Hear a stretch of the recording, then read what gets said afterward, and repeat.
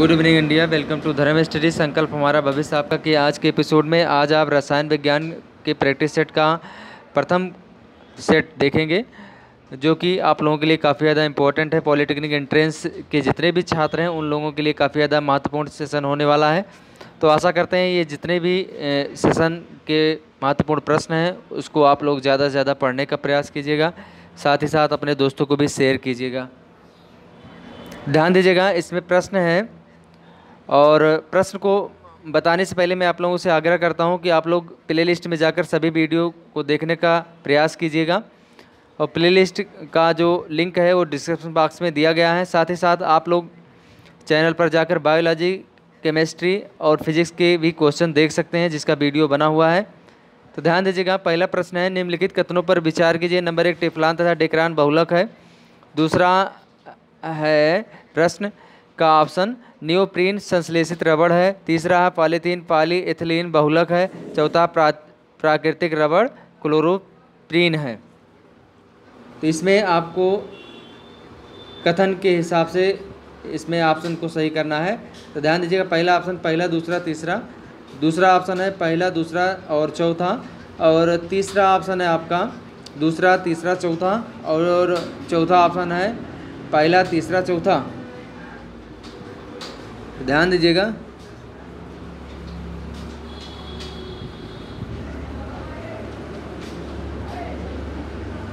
यहाँ आपका पहला ऑप्शन सही होगा। 5 सेकंड का समय दिया जाता है प्रत्येक प्रश्न पर, आप लोग उत्तर ज़रूर बताया कीजिए। तो पहला ऑप्शन आपका सही होगा। इसमें ध्यान दीजिएगा, कथनों पर विचार कीजिए। जो ये सब क्या हैं, ध्यान दीजिएगा, टेफ्लॉन तथा डेक्रान बहुलक है। दूसरा नियोप्रीन संश्लेषित रबड़ है और पॉलीथीन पॉलीएथिलीन बहुलक है। ये सभी प्रश्न सही हैं और इस प्रकार आपसे पहला ऑप्शन आपका सही होगा। जिनका पहला ऑप्शन सही है वो बधाई के पात्र हैं। अब नेक्स्ट प्रश्न को आगे बढ़ते हैं। नीचे दिए गए पदार्थों का उनके घनत्व और रोही क्रमानुसार सही अनुक्रम कौन सा है। नंबर 1 इस्पात, पारा, फिर उसके बाद उससे कम सोना, फिर उसके बाद दूसरा ऑप्शन सोना पहले, फिर उसके बाद पारा, फिर उसके बाद इस्पात, फिर तीसरा ऑप्शन इस्पात, फिर उसके बाद सोना, फिर पारा, फिर चौथा ऑप्शन पहले सोना, फिर इस्पात, फिर पारा। इसमें से आपको बताना है उनके घनत्व के अवरोही क्रम। अवरोही मीन्स घटते हुए क्रम को बताना है, घनत्व के घटते हुए क्रम में।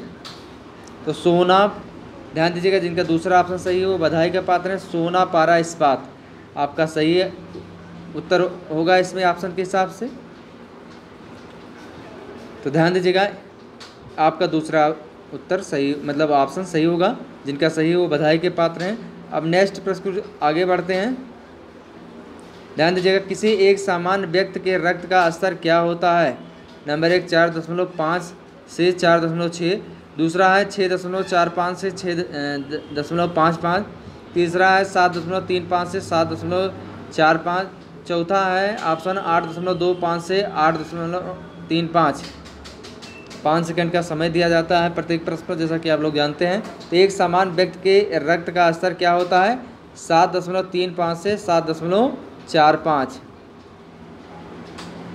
नोट कीजिएगा, प्रश्न इंपॉर्टेंट है। नेक्स्ट, स्टेनलेस स्टील में निम्नलिखित में कौन से तत्व सम्मिलित हैं। नंबर 1 क्रोमियम, निकेल और लोहा। दूसरा है निकेल, लोहा और कार्बन। तीसरा ऑप्शन है लोहा, कार्बन और तांबा। चौथा है लोहा, क्रोमियम, कार्बन। ध्यान दीजिएगा, स्टेनलेस स्टील में निम्नलिखित में से कौन सा तत्व सम्मिलित है। तो क्रोमियम, निकेल और लोहा। नेक्स्ट प्रश्न को आगे बढ़ते हैं।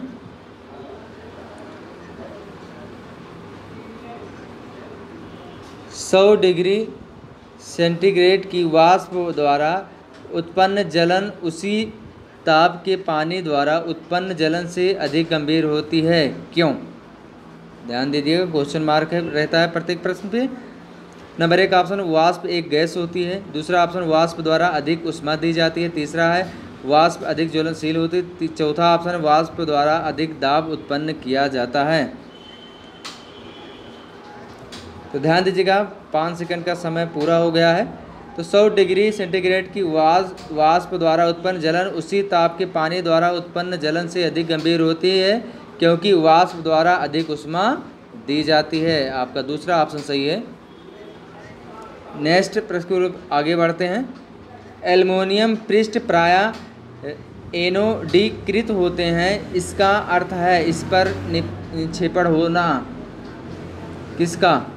नंबर 1 ऑप्शन है क्रोमियम ऑक्साइड की परत का, दूसरा है एल्युमिनियम ऑक्साइड की परत का, तीसरा ऑप्शन है निकेल ऑक्साइड की परत का, चौथा है जिंक ऑक्साइड की परत का। तो एल्युमिनियम पृष्ठ प्रायः एनोडीकृत होते हैं, इसका अर्थ है इस पर निक्षेपण होता है किसका? क्रोमियम ऑक्साइड की परत का निक्षेपण होता है। नेक्स्ट, रेडियोधर्मी डेटिंग एक प्रक्रिया जिससे मापा जाता है। नंबर 1 चट्टानों का उम्र, दूसरा चट्टानों का संगठन, तीसरा चट्टानों का रंग, चौथा चट्टानों का भार। ध्यान दीजिएगा, रेडियोधर्मी डेटिंग एक प्रक्रिया जिसमें मापा जाता है, क्या मापा जाता है? 5 सेकंड का समय है, ध्यान दीजिएगा। चट्टानों की उम्र, चट्टानों की उम्र को मापा जाता है। नेक्स्ट, निम्नलिखित युग्मों में से कौन सा सुमेलित नहीं है? ध्यान दीजिएगा। नंबर 1 शुष्क बर्फ, ठोस कार्बन डाइऑक्साइड, दूसरा मस्टर्ड गैस रासायनिक युद्ध में प्रयुक्त होने वाला विषैला द्रव, तीसरा ऑप्शन टेफ्लॉन फ्लोरीन युक्त बहुलक, चौथा फ्लोरीन युक्त यौगिक। ध्यान दीजिएगा, काफ़ी ज़्यादा इम्पोर्टेंट प्रश्न है।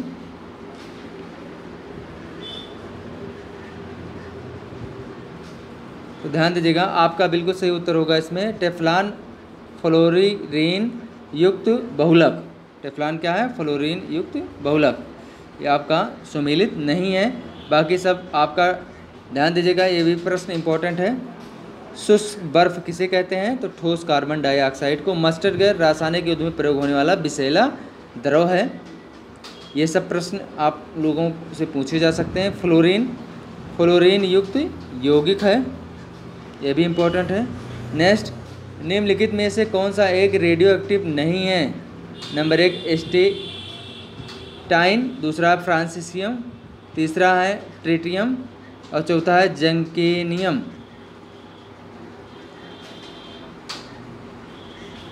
तो ध्यान दीजिएगा, जर्केनियम होगा यहाँ पे, जर्केनियम यहाँ पर रेडियो एक्टिव तत्व नहीं है। बाकी ट्रिटियम, फ्रांसियम, एस्टेनियम ये सब क्या है? रेडियो एक्टिव तत्व हैं। सभी लोग बताने का कष्ट कीजिए, आंसर बताया कीजिए। नेक्स्ट, बुलेट प्रूफ वस्तुओं के निर्माण में निम्नलिखित में से कौन सा बहुलक प्रयुक्त होता है? नंबर 1 पॉलीविनाइल क्लोराइड, दूसरा है पॉलीएमाइड, तीसरा पॉलीएथिलीन, चौथा है पॉलीकार्बोने। तो ध्यान दीजिएगा, आपका बिल्कुल सही उत्तर होगा। 5 सेकंड का समय पूरा हो गया है। बुलेट प्रूफ वस्तुओं के निर्माण में निम्नलिखित में से कौन सा बहुलक प्रयुक्त होता है? पॉलीएमाइड। जिनका दूसरा ऑप्शन सही है वो बधाई के पात्र हैं। नेक्स्ट, निम्न में से कौन सा एक कथन सही है? न्यूक्लियर रिएक्टर नाभिकीय रिएक्टर में द्रव सोडियम शीतलक की तरह प्रयोग में लाया जाता है। दूसरा ऑप्शन है कैल्शियम कार्बोनेट दंत पेंट का अयौग होता है। तीसरा ऑप्शन है बोडो मिश्रण में सोडियम सल्फेट तथा चूना होता है। चौथा है यसद सम्मिश्रण का प्रयोग दंत पूरक धातु के रूप में किया जाता है। तो ध्यान दीजिएगा, कौन सा कथन इसमें सही है? न्यूक्लियर रिएक्टर नाभिकीय रिएक्टर जिसे कहते हैं द्रव सोडियम शीतलक की तरह प्रयोग में लाया जाता है। द्रव सोडियम शीतलक की तरह प्रयोग में लाया जाता है नाभिकीय रिएक्टरों में। नेक्स्ट, किसी रेडियो सक्रिय पदार्थ रेडियम की अर्ध आयु 1600 वर्ष है। कितने वर्ष बाद रेडियो सक्रिय पदार्थ का 25% शेष बचेगा? इसका सूत्र भी याद रखिएगा और निकालने की विधि भी याद रखिएगा। ये काफ़ी ज़्यादा इम्पोर्टेंट प्रश्न है। तो इसका उत्तर होगा आपका 3200 वर्ष। ध्यान दीजिएगा, आपके 1/4 वर्ष भी दिया गया है, 1/8 वर्ष दिया गया है, 1/26 वर्ष, ये सब गलत हैं। आप लोग लगाइएगा इसको और कमेंट बॉक्स में ज़रूर बताइएगा कि आप लोगों का लगा कि नहीं क्वेश्चन। नहीं लगेगा तो मैं नेक्स्ट डे आपको बताऊंगा। या सोशल मीडिया के माध्यम से आपको समझाऊंगा। नेक्स्ट, निम्नलिखित में से किन तत्वों के लवणों द्वारा आतिशबाजी में रंग प्राप्त होते हैं? ध्यान दीजिएगा, जस्ता तथा सल्फर। दूसरा ऑप्शन है पोटेशियम तथा पारा। तीसरा ऑप्शन है स्ट्रांसियम तथा बेरियम। चौथा है क्रोमियम तथा निकेल। तो ध्यान दीजिएगा, स्ट्रांसियम तथा बेरियम आपका बिल्कुल सही उत्तर होगा, जिनका सही है तीसरा ऑप्शन, वो बधाई के पात्र हैं। नेक्स्ट, निम्नलिखित में से किस एक को स्ट्रेंजर गैस भी कहते हैं? Number 1 argon, number 2 नियान, number 3 xenon, number 4 है नाइट्रस ऑक्साइड। ध्यान दीजिएगा,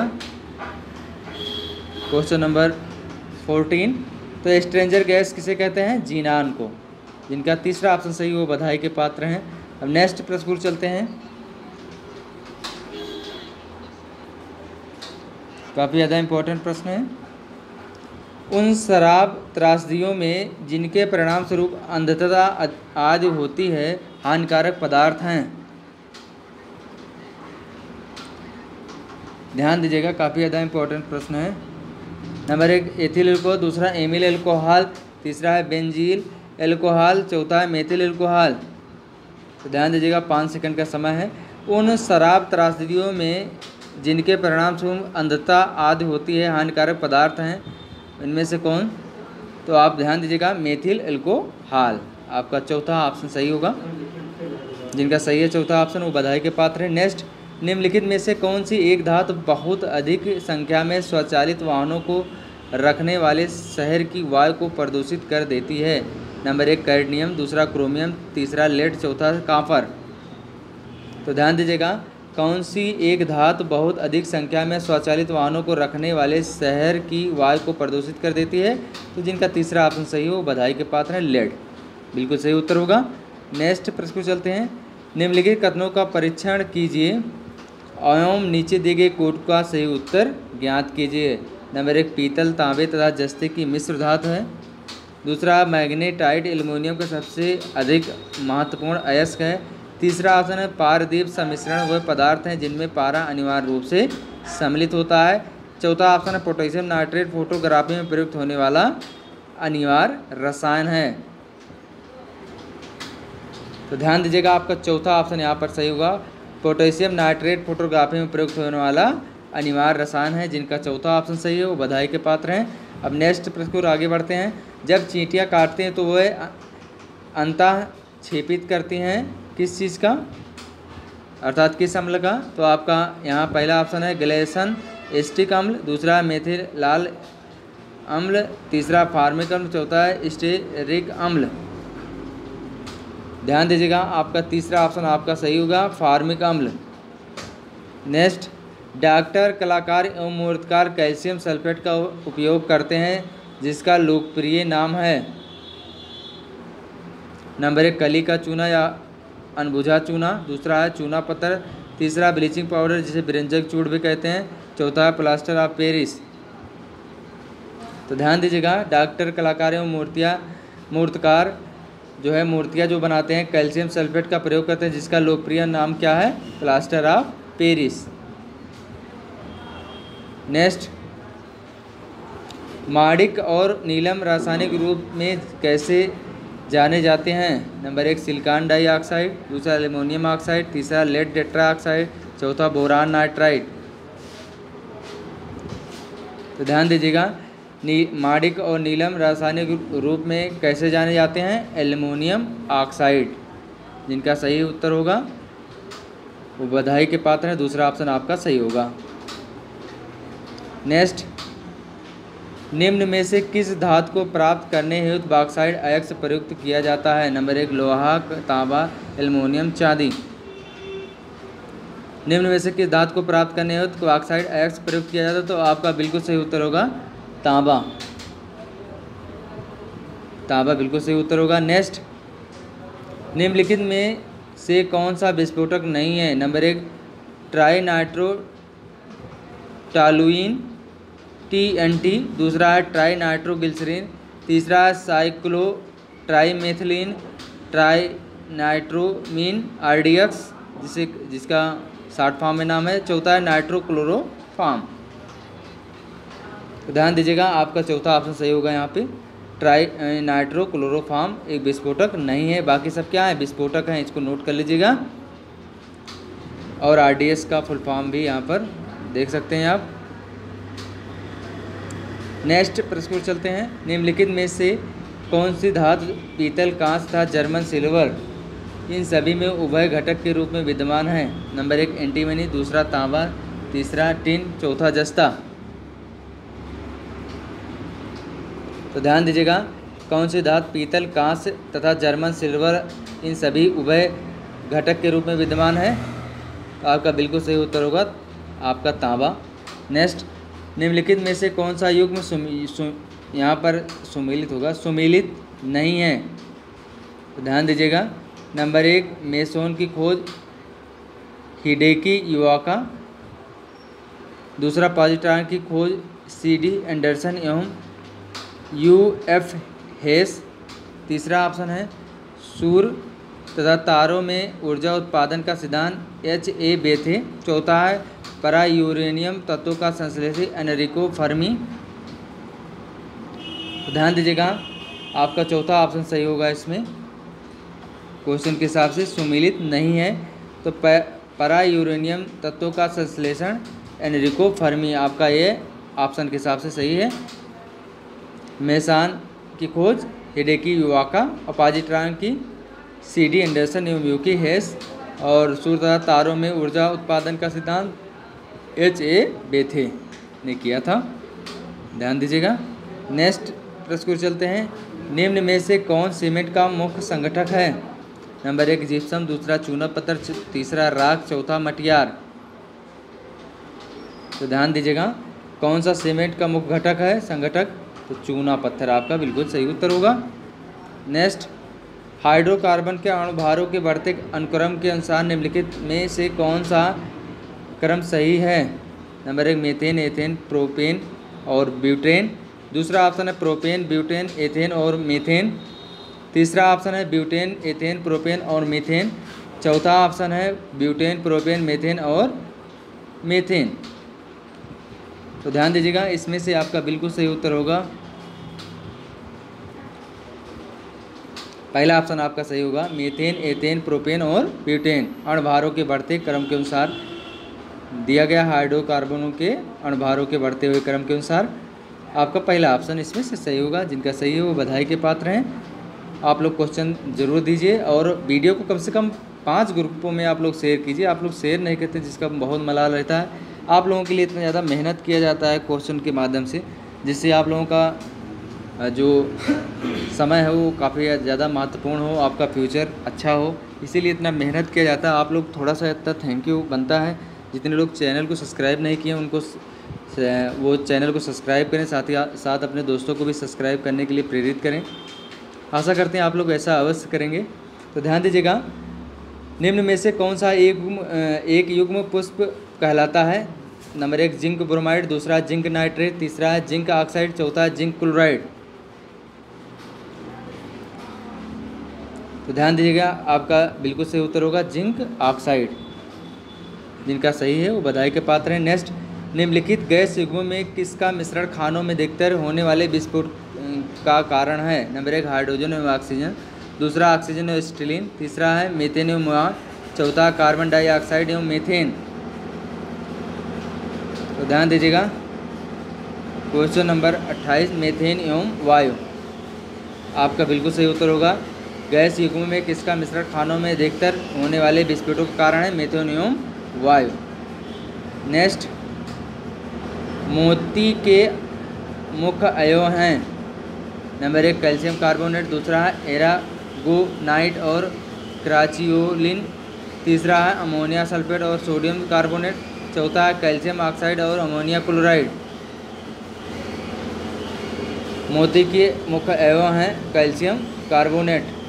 ध्यान दीजिएगा, जिनका पहला ऑप्शन सही हो बधाई के पात्र हैं। नेक्स्ट, जब पानी में नमक मिलाया जाता है तो निम्नलिखित में से कौन सा परिवर्तन होता है? नंबर 1 क्वथनांक बढ़ता है और हिमांक घटता है, और दूसरा ऑप्शन है क्वथनांक घटता है और हिमांक बढ़ता है, तीसरा ऑप्शन क्वथनांक और हिमांक दोनों घटते हैं, चौथा ऑप्शन क्वथनांक एवं हिमांक दोनों बढ़ते हैं। तो ध्यान दीजिएगा, जब पानी में नमक मिलाया जाता है तो निम्न में से कौन सा परिवर्तन होता है? क्वथनांक बढ़ता है और हिमांक घटता है। ध्यान दीजिएगा, काफ़ी ज़्यादा इंपॉर्टेंट प्रश्न है। नेक्स्ट, गोलियों तथा अथवा चूर्ण के रूप में सिलिका जेल से भरी एक छोटी थैली औषध की बोतलों में अक्सर पाई जाती है। नंबर 1, जीवाणुओं को नष्ट करना। दूसरा, कीटाणुओं और बीजाणुओं को नष्ट करना। तीसरा है नमी सोख लेना। और आपका नेक्स्ट का है इसमें बोतल में उपस्थित सभी गैसों को सोख लेना।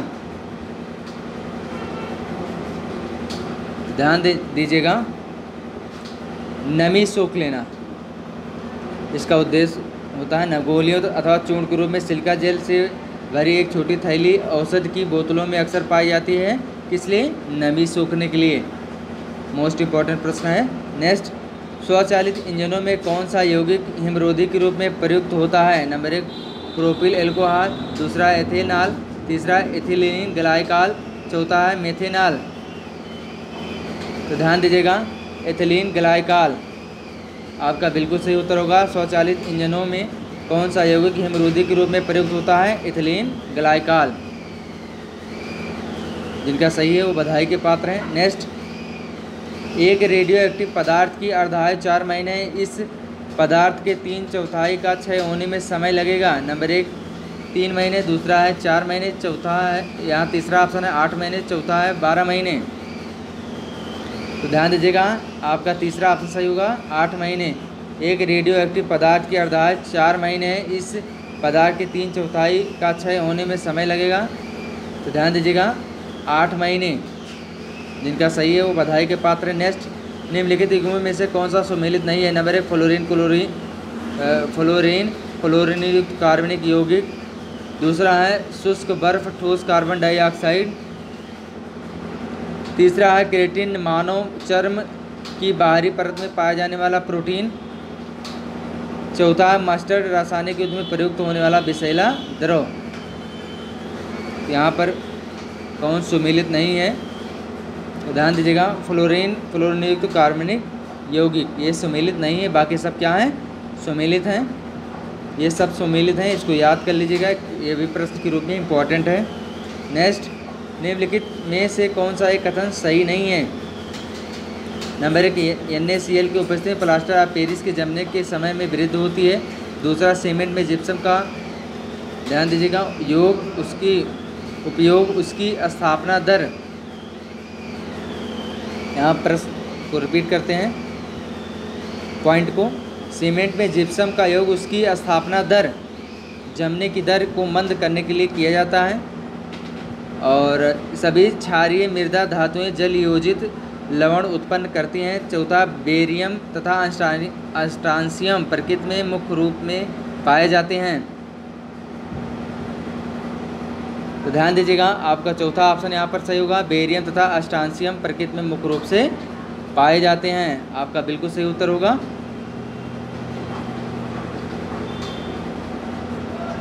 आपका चौथा ऑप्शन सही होगा। सही नहीं होगा इसमें से जो पूछा है, इसलिए क्वेश्चन के हिसाब से आपका चौथा ऑप्शन होगा। नेक्स्ट, निम्नलिखित पदार्थ युग्मों में से कौन टॉर्च लाइट, विद्युत क्षरण आदि साधनों में प्रयुक्त, सामान्यतः प्रयुक्त आवेश बैटरियों में इलेक्ट्रोड के रूप में प्रयुक्त होता है? नंबर 1, निकेल और कैडमियम। दूसरा, जस्ता और कार्बन। तीसरा है लेड पेरोक्साइड और सीसा। चौथा है लोहा और कैडमियम। ध्यान दीजिएगा, आपका बिल्कुल सही उत्तर होगा जस्ता और कार्बन। जिनका दूसरा ऑप्शन सही हो बधाई के पात्र हैं। नेक्स्ट, ठंडे देशों में पारे के स्थान पर अल्कोहल को तापमापी के रूप में वरीयता दी जाती है, क्योंकि अल्कोहल का द्रव्यंक निम्नतर होता है। दूसरा, अल्कोहल उष्मा का बेहतर चालक होता है। तीसरा ऑप्शन है अल्कोहल पारे से अधिक सस्ता होता है। चौथा, अल्कोहल का विश्व उत्पादन पारे से अधिक होता है। तो ध्यान दीजिएगा, अल्कोहल का विश्व उत्पादन पारे से क्या होता है? अधिक होता है। ये भी क्वेश्चन आपका क्या है? ऑप्शन गलत है। दूसरा ऑप्शन है अल्कोहल पारे से अधिक सस्ता होता है, ये भी प्रश्न क्या है? प्रश्न का ऑप्शन गलत है। और नेक्स्ट का है एल्कोहल उष्मा से बेहतर चालक है, ये भी प्रश्न का ऑप्शन गलत है। नेक्स्ट एल्कोहल का द्रव्यंक निम्नतर होता है, यह सही है। ठंडे देशों में पारे के स्थान पर एल्कोहल को तापमापी के रूप में वरीयता दी जाती है, क्यों? क्योंकि एल्कोहल का द्रव्यंक निम्नतर होता है। नेक्स्ट प्रश्न को चलते हैं। मोती मुख्य रूप से बना होता है, नंबर 1 कैल्शियम ऑक्जेलेट, दूसरा कैल्शियम सल्फेट, तीसरा है ऑप्शन है कैल्शियम कार्बोनेट, चौथा कैल्शियम ऑक्साइड।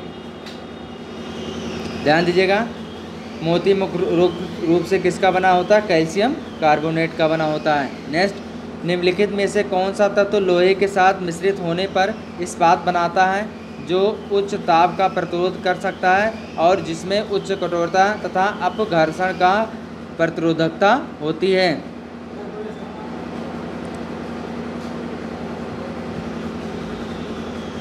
ध्यान दीजिएगा प्रश्न को। तो आपका बिल्कुल सही उत्तर होगा यहाँ पर ऑप्शन है एल्युमिनियम, दूसरा क्रोमियम, तीसरा निकेल, चौथा टंगस्टन। आपका ऑप्शन होगा क्रोमियम। नेक्स्ट प्रश्न को चलते हैं, जिनका सही है दूसरा ऑप्शन, वो बधाई के पात्र हैं। नेक्स्ट सौर विकिरण की सबसे महत्वपूर्ण भूमिका है, नंबर 1 कार्बन चक्र में, दूसरा ऑक्सीजन चक्र में, तीसरा जल चक्र में, चौथा नाइट्रोजन चक्र में। तो सौर विकिरण की सबसे महत्वपूर्ण भूमिका है, इसमें से कौन सा सही है? तो जल चक्र में। जिनका तीसरा ऑप्शन सही वो बधाई के पात्र हैं। अब नेक्स्ट प्रश्न चलते हैं, निम्नलिखित पर विचार कीजिए। कांच पर उत्कीर्ण किया या खरोचा जा सकता है किसके द्वारा? नंबर 1 हीरे या डायमंड से, दूसरा हाइड्रोफ्लोरिक अम्ल से, तीसरा एक्वा रेजिया से, चौथा है सांद्र सल्फ्यूरिक अम्ल से। तो ध्यान दीजिएगा, काफ़ी ज़्यादा इम्पोर्टेंट प्रश्न है, काफ़ी ज़्यादा इम्पोर्टेंट प्रश्न है और इसको आपको कथन के हिसाब से सही बताना है। नंबर 1 पहला कथन है आपका पहला और चौथा, और दूसरा कथन है दूसरा और तीसरा, तीसरा कथन है पहला और दूसरा, और चौथा कथन है इसमें डी वाला दूसरा और चौथा। दूसरा और चौथा मतलब हाइड्रोक्लोरिक अम्ल से, एक्वा रेजिया से कांच पर उत्कीर्ण किया या खरोचा जा सकता है, पहला और दूसरा। इसमें आपका सी ऑप्शन सही होगा, पहला और दूसरा। इसमें क्या है? हीरे से अर्थात डायमंड से, दूसरा हाइड्रोफ्लोरिक अम्ल से। ये कथन सही है। नेक्स्ट प्रकाशीय सजावट तथा विज्ञापन के लिए विसर्जन नलिकाओं में प्रयुक्त होने वाली गैस है, नंबर 1 कार्बन डाइऑक्साइड, दूसरा अमोनिया, तीसरा सल्फर डाइऑक्साइड, चौथा नियान। तो ध्यान दीजिएगा, प्रकाशीय सजावट तथा विज्ञापन के लिए विसर्जन नलिकाओं में प्रयुक्त होने वाली गैस कौन सी है? नियान। नेक्स्ट प्रश्न पर चलते हैं। पॉलीथीन की थैलियों को नष्ट नहीं किया जा सकता क्योंकि वह बनी होती हैं किसकी बनी होती है? न टूटने वाले अणुओं से, दूसरा अकार्बनिक यौगिकों से, तीसरा पॉलीमर से, चौथा प्रोटीन से। तो न टूटने वाले अणुओं से बने होते हैं, नष्ट नहीं किया जा सकता क्योंकि न टूटने वाले अणुओं से बने होते हैं, इसलिए यूज को प्रतिबंधित किया गया है। नेक्स्ट कार के इंजन को स्फोटन नॉकिंग से बचाने के लिए निम्न में से कौन सा यौगिक प्रयोग में लाया जाता है? नंबर 1 एथिल अल्कोहल, दूसरा ब्यूटेन, तीसरा टेट्रा एथिल लेड, चौथा श्वेत पेट्रोल। कार के इंजन को अपस्फोटन नॉकिंग से बचाने के लिए निम्नलिखित में से कौन सा यौगिक प्रयोग में लाया जाता है? Tetraethyl lead. ध्यान दीजिएगा, इसमें से आपको बताना है, उत्तर आप लोग बताइएगा। तो आपका तीसरा ऑप्शन आपका सही होगा, टेट्रा एथिल लेड।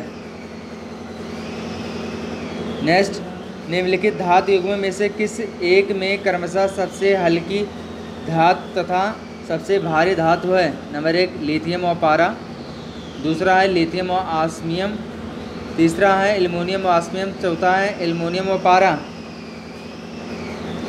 लिथियम और ऑस्मियम सबसे हल्की और तो सबसे भारी धातु है।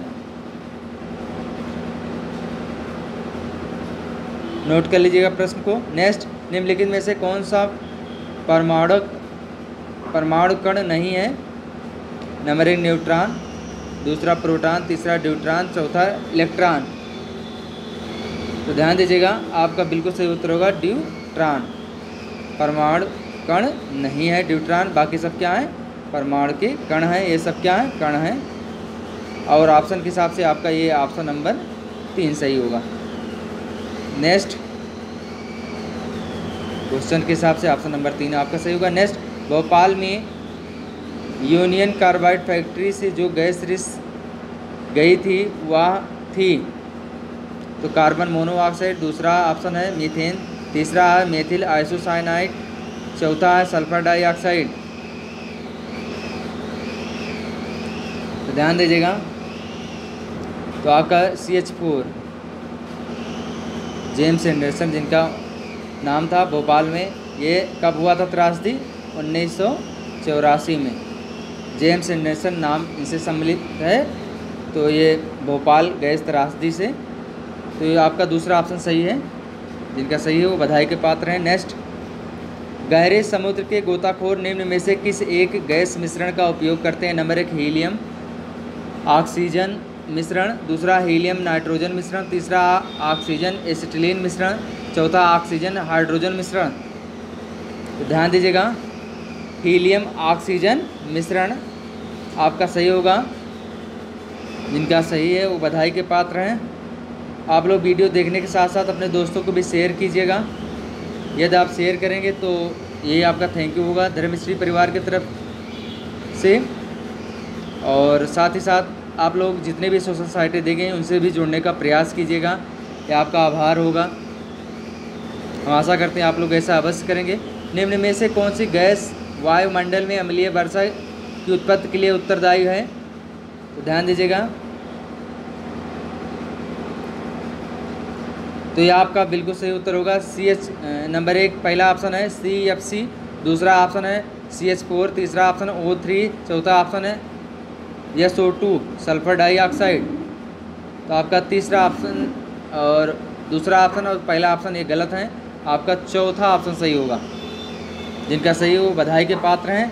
अंतिम प्रश्न, जल अवघटन में ऊर्जा किस रूप में उत्पन्न होती है? नंबर 1 प्रकाश के रूप में, दूसरा उष्मा के रूप में, तीसरा है ध्वनि के रूप में, चौथा अम्ल के रूप में। ये बिनर प्रश्न है। अंतिम प्रश्न बिनर प्रश्न रखे हैं, आप लोग बताने का कष्ट कीजिएगा इसमें से कौन सा ऑप्शन सही है। आप लोग बताने का कष्ट कीजिएगा, ये बिनर प्रश्न है। तो आशा करते हैं आप लोग टॉप 50 प्रश्न देखें रसायन विज्ञान का या प्रथम सेट हैं। इस तरीके से आपको फिजिक्स का और साथ ही साथ आप लोगों को बायोलॉजी का मिल रहा है। प्लेलिस्ट में जाकर देख लीजिए। फिजिक्स का भी हो गया है, कुछ क्वेश्चन हुए हैं, कुछ प्रैक्टिस सेट हुए हैं, उसको भी देख लीजिएगा। साथ ही साथ जितने भी वीडियो दिए गए हैं उस वीडियो को भी देखने का कष्ट कीजिएगा। और जितने भी सोशल साइट हैं फेसबुक, टेलीग्राम, इंस्टाग्राम, व्हाट्सअप, सबसे जुड़ने का, फॉलो करने का प्रयास कीजिएगा, ये आभार रहेगा। और अंत में बिनर प्रश्न का उत्तर अवश्य दीजिएगा और वीडियो कैसा लगा अपना विचार अवश्य दीजिएगा। आदरणीय आप लोगों का धन्यवाद होगा। मैं तहे दिल से आप लोगों का शुक्रगुजार रहूँगा। नेक्स्ट डे फिर इसी तरीके का एपिसोड आप लोगों को मिलेगा। तब तक के लिए जय हिंद, जय युवा।